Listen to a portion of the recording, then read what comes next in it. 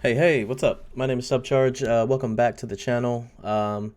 Today we are going to be breaking down PrismaScope, which is the name of the EP. It's the title track, and I had a bunch of fun writing this one. It was so much fun. Let's hop into the project. I will leave a link down below for you to listen to the project, the song, the whatever. But yeah, let's hop in here. I'll show you how it was made. So, initially we have this synth loop right here.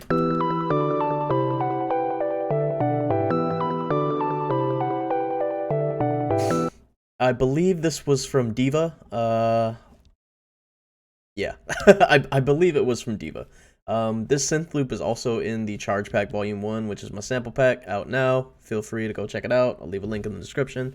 But yeah, this was from Diva. And there was, I think, a little bit of reverb on it, as well as some fresh air before I froze it off. But yeah, super fun. Really catchy synth loop, I think. So yeah, we'll hop in over here. This was the same synth loop, but just half-timed and pitched down an octave to create like a little bit of a lower layer. And without it, and then with it, I mean, it just, yeah, that worked really well. I was really happy with how that sounded. This is a NASCO backing effect. A lot of these samples were from NASCO's Patreon. Shouts out NASCO. He makes incredible stuff. And yeah, it was really fun to write this song because of those. So we have backing sort of effects, tonal effect from NASCO. I think I did a little bit of processing to this as well, added some reverb. I also have a bro step ARP coming in. This is from Splice, I believe. Yeah. I think that might be it for most of the intro and melodies. We can head over to the Vox channel. This is an Ace Aura loop, vocal loop from Splice again.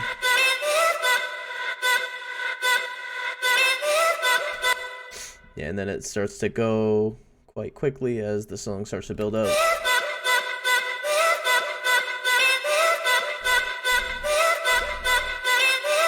Until it drops. Yeah, we can hop into some of the effects here next. We have some white noise from a sample pack, a downlifter from NASCO's pack, and the same thing, just kind of like reversed to kind of create constant movement. We have some chimes. Very cool. And then for bar 17, we have, again, like I said, the vocal starting to play a little bit faster, more frequently. We also have some risers coming in.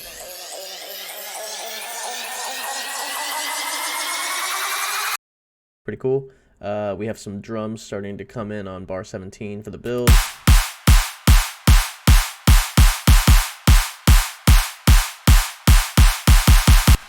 So this was basically made with a few different transient top kick, body, and clap samples. This sort of rhythmy kick clap kind of thing.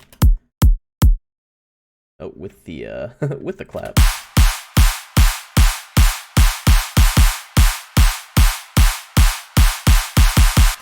And then it just, again, starts building up until we inevitably get to the drop.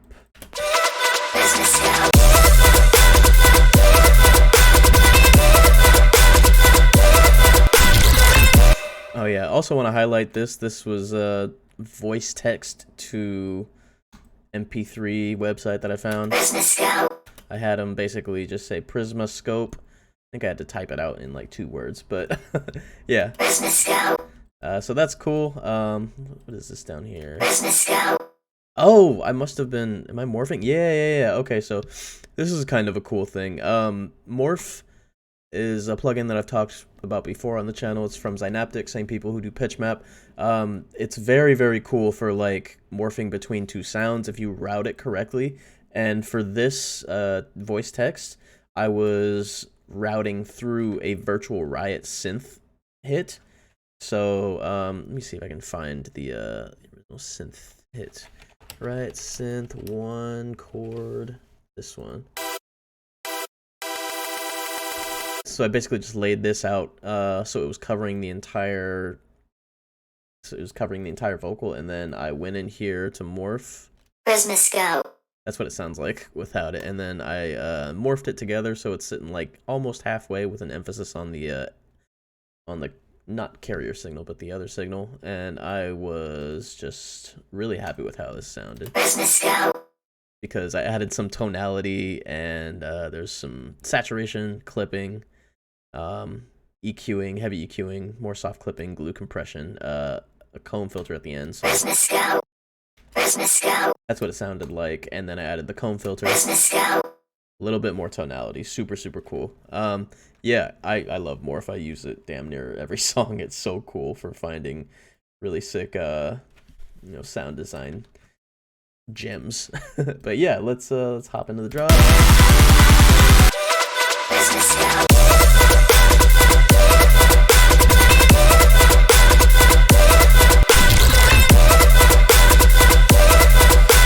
So this drop right here, I'm gonna find the sample that I used, multi-chord 4. So I just took that first initial, I just took that. I applied a few different things to this. I don't remember if there was pitch map on here to change the harmonics, but I know for sure there was saturation and glue compression, soft clipping, fresh air, and I don't recall if there was a comb filter on here, but I don't think so. But basically, yeah, this sample had a lot of really nice sub bass cooked in already, so like I didn't have to worry about like a proper dedicated sub bass because the sample was just so good. And I mean, without it, the song is just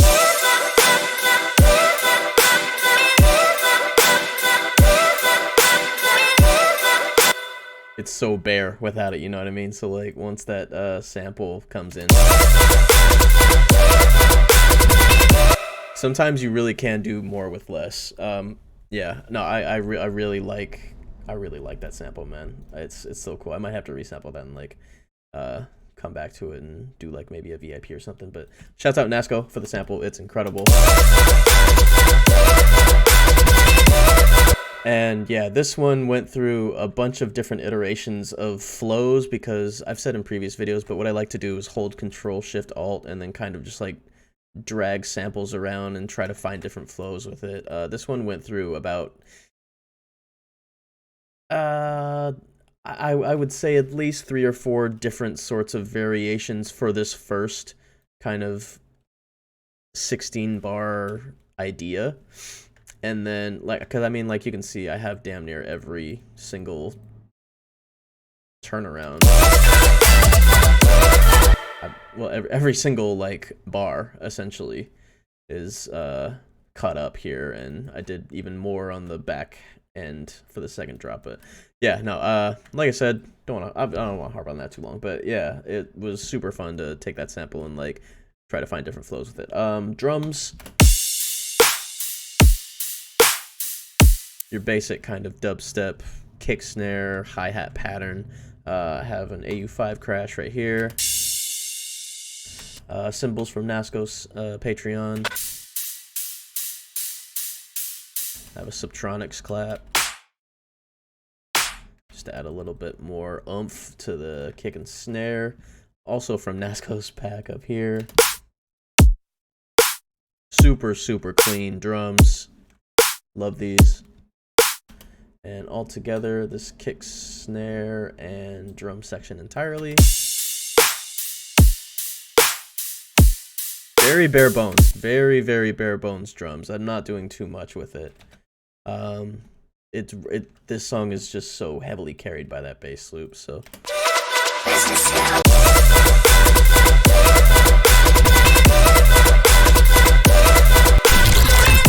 So let me hop up into the Vox and melodic sections. So together they sound like this.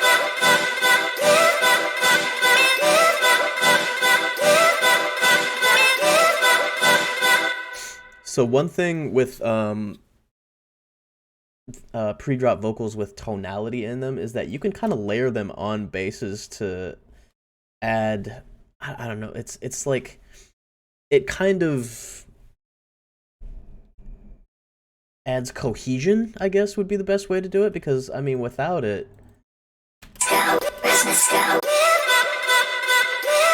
it would just but then with the little cut that I used, that's what it sounds like, you know?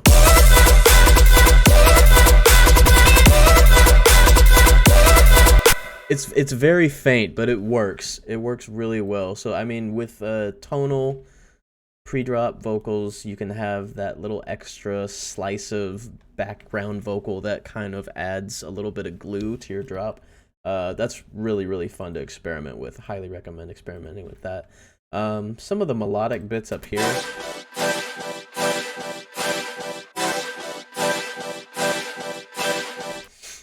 We can hop in here. This is another background effect. I don't think this one actually had any tonality to it. Yeah, so that's the original right there, and then I think I added pitch map to this and a little bit of filtering, fresh air, and probably some reverb as well. But yeah, that was fun to play around with. Very subtle, like kind of lower mid harmonic sort of thing right here. And that's just to add to this without it.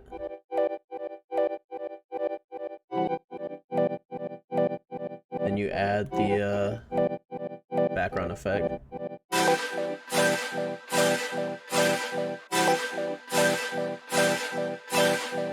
Then I also have more multi-chord down here.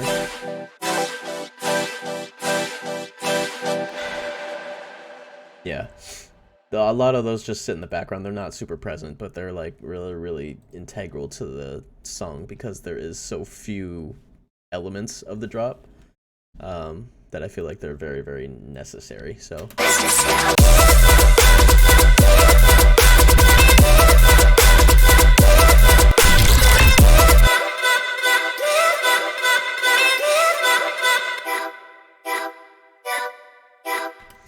So this right here was, I believe, from that that main idea for the pre-drop vocal. I was just using this again, this synth chord loop. It's basically just this. I just joined it all together and put it down here so I could use it for the morph. So this has tonality, and then also this sort of main vocal backing track right here from ASOR's Splice Pack.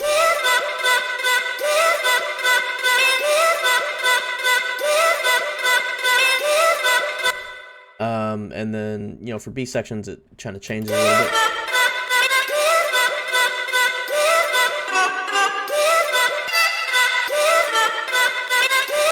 Yeah, and then I believe I had some auto pan on here as well, which is why you're kind of hearing it sort of wider in the stereo field.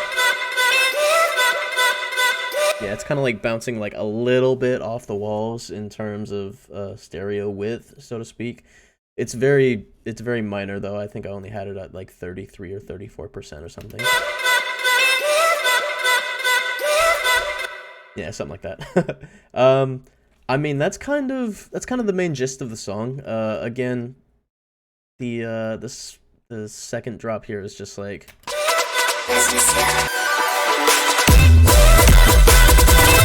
it's more of the same, except I do have like a few little different things up here that I wouldn't normally have. So I have like a synth ARP filler again from Asora's pack. I have like a little bit more color basey sort of loop right here from my sample pack.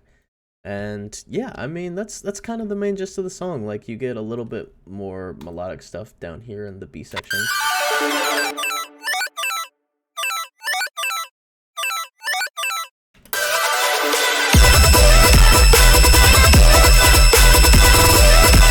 I mean, you're just getting blasted with that super high resonance squeal.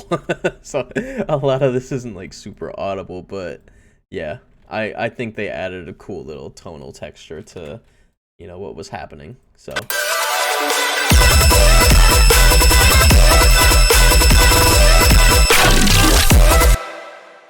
but yeah, man, that's basically PrismaScope. Yeah. Thank you so much for watching. I will leave a link down in the description again to the EP, to the song, and my sample pack as well, which is out right now. It's the Charge Pack Volume 1. It's over 800 samples, over 1 gigabyte of sounds, lots of things from bass loops to bass shots, synth loops, lots and lots of drums, atmospheres, effects, a bunch of really cool things that I don't think a lot of other sample packs have. And that I use a lot on a daily basis. So yeah, feel free to check that out as well. Links down in the description below. Thank you so much for watching. And again, my name is SUBCHVRGE. I'll see you later.